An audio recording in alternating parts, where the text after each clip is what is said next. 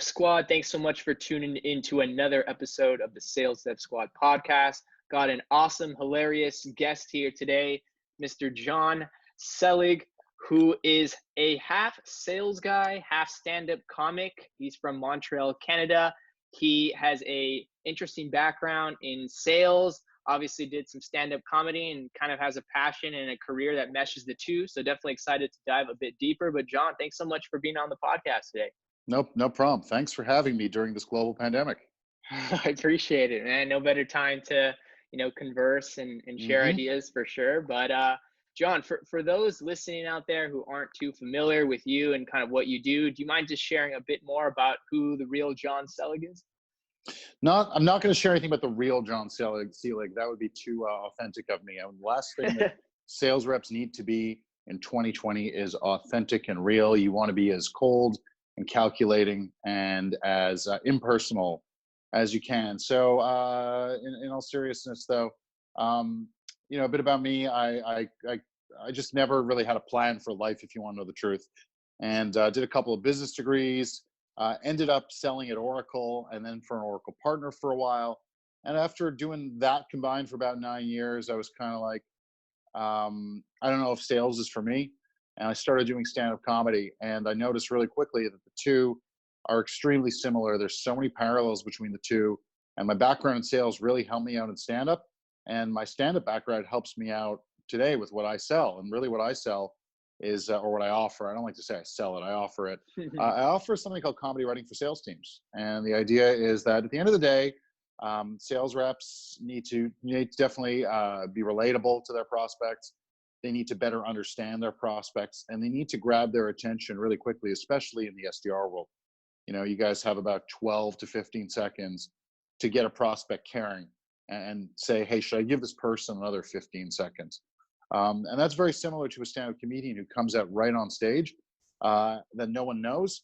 They have to grab the attention's audience really quickly. So there's a powerful messaging parallel between the two. And what I do is I show sales reps how they can write openers or icebreakers that show their prospects, hey, I understand your pain, and I'm going to make you laugh about it, and then we're going to start a conversation, and then I'm going to keep my day job. I love it. That's awesome, Jon. So could you walk us through kind of your journey when you started doing stand-up, and maybe more specifically, how you were able to notice improvements in your sales craft as a result of that? Yeah, to be clear, like I said, I was selling Oracle for about 9 years, and at the 8-year mark, I was kind of like, I actually don't care what budgeting or planning tool this CFO is using. I don't care what extract, transform, and load tool this CIO is using or needs for his data warehouse to be successful, for his end users. None of this mattered to me after a certain point. And that just was me being a little bit real with myself, going, is this what I want to do for the rest of my life? And look, sales is a great career. It's really rewarding. It teaches you a lot. And there's a lot to be achieved, both on the financial side and the non-financial side. I just hit a crossroads where I was like, I don't know if this is how I want to spend all my days for the rest of my life. Hard career fact is, once you've been doing something, anything for a while, there's a good chance that's probably what you'll be doing forever. That's a dose of reality. So if you're an HR professional, it's really hard to pivot into sales if you've been doing HR for 20 years. If you've been in accounting, it's hard to pivot into supply chain management. It's just really hard the deeper you go into your career. I was kind of at a certain point in my career where I said, the only other jobs I'll be considered for after this are other enterprise technology sales jobs. And like I said, I didn't see myself having the passion to go join a new company and start learning all their stuff and kind of doing the same core group of activities, just with different Kool-Aids, we'll call it, I suppose. Talking about different flavors of Kool-Aid. And I'm being a little cynical here, but it's literally how I internalize things. And so I decided I need to kind of reinvest in myself. And I didn't really want to go back to school because I was never a huge fan of school, even though I somehow managed to get 2 degrees in business. And I just started doing stand-up. At first, that wasn't the plan. The plan was to take a comedy writing class.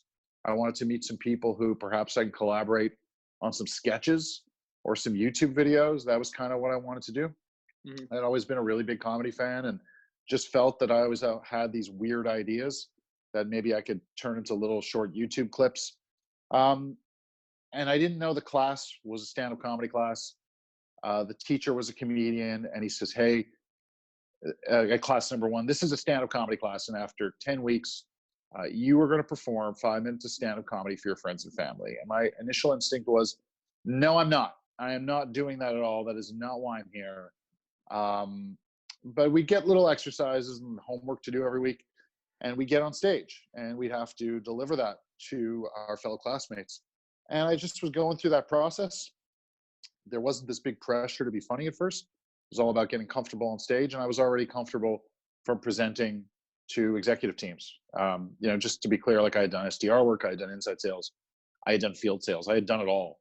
And so it wasn't a big deal to get up in front of a group of people and sort of read them some creative ideas I had or present them some creative ideas. I wasn't too scared of the repercussions because their ideas were way worse than mine. So I felt pretty strong compared to them. And I ended up going through with the final exam. And I made people laugh. Actually, it went pretty well. And I said, wow, that was cool. I want to do that again. And it's like a bug that bites you, and all of a sudden you're seeking out other stages to do. The only thing was I didn't invite my friends and family, so I knew I was genuinely making people laugh, or they were appreciating what I was doing, and that actually felt really good. So I just wanted to do it again, and the second time went even better than the first, and the third time was a complete and utter unmitigated disaster. It's the best way to put it without cussing on your podcast. And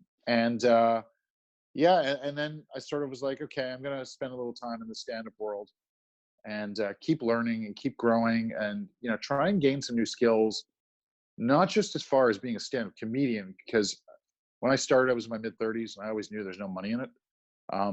But there's a whole other world of promotion and video there, online marketing, and these were all things I wanted to learn.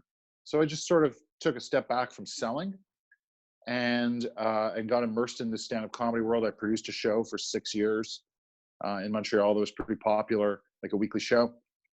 I met a lot of people in the comedy industry as a result, like people who've gone on to bigger things, like Michael Costa and Hassan Minaj, both of the Daily Show, were people that I met them when they passed through Montreal. They did my show. Yeah, I just met people, just got to know people, because you're becoming a bit of a connector, like a linchpin. Just as a producer. And, at the same time, sometimes you fail in front of those people and sometimes you do well in front of those people. But either way, you're building some credibility for yourself in this new little area. And at the same time, when I came back to selling, I'd always done some selling along the way. Just working part-time for some SaaS companies in Montreal who needed a senior steady hand, shall we say. But really, and I didn't care about that stuff too much. Either. I was doing it, I was getting the job done, but I really started selling again when I began comedy writing for sales teams, because I had to educate people on why there are parallels between sales and stand-up comedy and how they could help sales reps up their games and better relate to their prospects, better communicate with them, better engage them. And, it's a learning process as I'm selling something that no one's ever really been stupid enough to do other than me. Mm-hmm. No, that's such a great story, and I'm so glad you were able to kind of merge the two things that you were doing at the time, and they seem to both really benefit and help each other. So that's such a great story, Jon. I guess for our viewers here, do you mind sharing like maybe some more like tactical examples of how someone could leverage like getting someone to laugh on the other end of the phone, especially like SDRs and BDRs, like you mentioned, like that do a lot of prospect heavy activities over the phone. Yeah. Do you have any tips for, SDRs and BDRs? Yeah. The first step is really understanding who your audience is. So when I go do stand-up comedy, I don't know who's going to be in the room, but I try to get there early. I try to watch the audience. And if, for example, I see that it's a group of older people all trickling in, there's nobody young there, I'm not going to tell them jokes about TikTok or about Instagram or Tinder. Like these just aren't, it's just not relatable to them. It doesn't matter. It doesn't matter how good the joke is to your friends, your peers, but if your audience doesn't care about what it is you're offering or talking about, they're not going to laugh. And in comedy, laughs are like closed deals. So, or even getting the meeting, Yeah. right? So like I said, you kind of have 12 to 15 seconds to get another 12 to 15 seconds of their time. So you have to be crisp, you have to be short, and you have to be hyper relatable. So every time you pick up the phone and you dial a prospect, just imagine that's your stand-up comedy audience. And you want to feed them something in 12 to 15 seconds that's going to make them want to talk a little bit more. But if you don't know anything about them, you're just spraying and praying, and they're just going to be really annoyed at you. But if you can have some deep insight, not necessarily in, I don't believe in looking at their LinkedIn profile and saying, wow, I see you were great on some podcast, which I checked out 20 seconds of, and I really want to talk to you. It's like, flattery is cool, but like, what's in it for me? Like, other than a bit of an ego boost, how can you help my business? So it's incumbent upon SDRs to really understand what products and services are we representing here? Who do they help? And what happens if we don't help them? What happens if they stay the way they are? What's going to happen to their business in the future, the midterm future and the longer term future? How is it going to impact their bosses, their customers, their partners, their vendors? So I think there's a subject expertise mastery that has to happen. Your company exists not to give you a job. Your company exists because people in the marketplace, companies in the marketplace, need what you have to offer. You have to know that stuff inside and out. Like, why do you exist, and why should your prospects care that you exist? And that if you can figure out how to boil all that down, or a sliver of all that into 12 to 15 seconds to connect the moment that they pick up the phone, you'll be in a good position. But you have to frame that insight and knowledge in a way that there's something in it for the prospect that's answering the phone, and you have to give them a reason that they keep talking to you. Mm-hmm. So like when like an SDR or BDR is sort of like brainstorming and coming up with just ways they can kind of create some messaging, are there any tips that you have around just, is it more like product centric? Is it more like their industry and trying to come up with creative ways to talk about their industry with them? Or I guess more details as to how you kind of were to structure some sort of like joke or like during outreach? Yeah, look, I do something called, I teach roasting your prospect's pain. So what is the problem that your company solves for the person you've been told to dial? So figure out how that problem affects, like I said, their life. How does it prevent them from doing their job? How does them not being able to do their job hurt their organization's objectives? How does it hurt their customers? How does it hurt their partners? How does it hurt their suppliers? And what will happen if they keep things as is? If you could map all that stuff out, you kind of have the bare bones of what you of something that you could turn into a joke. At the end of the day, what I teach is kind of how jokes work and how to assemble them and how to get from point A to point F, shall we say? It's not from point A to point B. Good jokes take a leap. And so I help guide a process. I help guide SDRs and sales reps through that process where we start with pain and we go down, go take a few different steps together. And ultimately we assemble some jokes that, like I said, roast your prospect's pain. And if it's delivered properly in that first 15 seconds of the cold call, the prospect is going to laugh and say, that's funny because it's true. How can I help you? Yeah, that's awesome. Do you feel like this sort of tactic that you really specialize in is like used as often as it should be in sales, or like what are your thoughts? Honestly, no. I'm a firm believer that if there's one great joke that every prospect will appreciate, that every sales SDR should at least try to figure out, how can I work this into a cold email, cold call script, LinkedIn connection request? One good joke is scalable. And so I don't believe enough people are even thinking about this kind of thing. because I know as a guy who's done comedy for 9 years, if I write a joke, I am going to go to an open mic. I'm going to vomit it up in front of like 4 people. It's probably going to fail. But if one person sort of smiles, tells me that there's value in it, they see where I'm going with it, they get the concept, but the joke hasn't been fleshed out for a larger audience.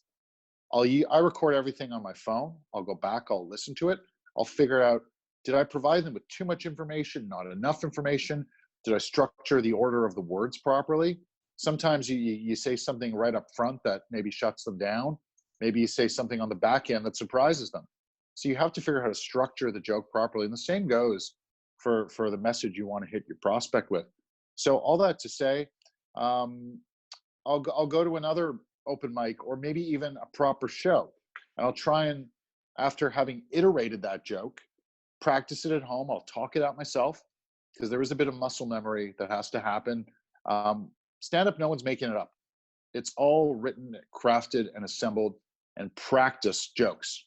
So your favorite Netflix special, that comedian you see in a club, they're not winging it. Nothing is being wung. It is carefully crafted, and they know where they're going with it every step of the way. Mm-hmm. Sort of like a good SDR should plan out their day. Sales reps know, and every call they do for that matter, stand-up comedians have mapped out their entire time on stage. So I know, for example, I'll take that new joke that I'm working on that's failed once, which I've practiced, I'll slide it into the middle of my set so that if it goes well, great. But if it doesn't, I have some good material to fall back on to win them back. Mm-hmm. That's super, super tactical and helpful. I really appreciate that, Jon.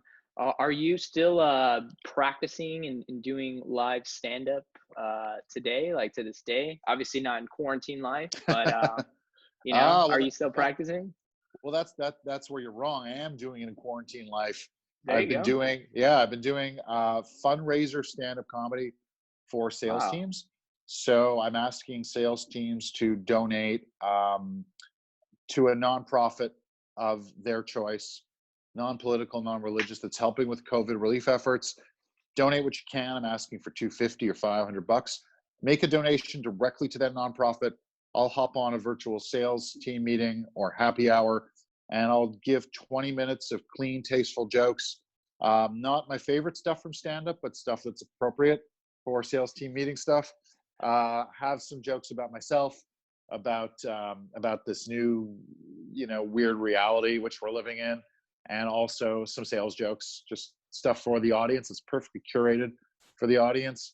It's been going over pretty well. It's bombed once or so.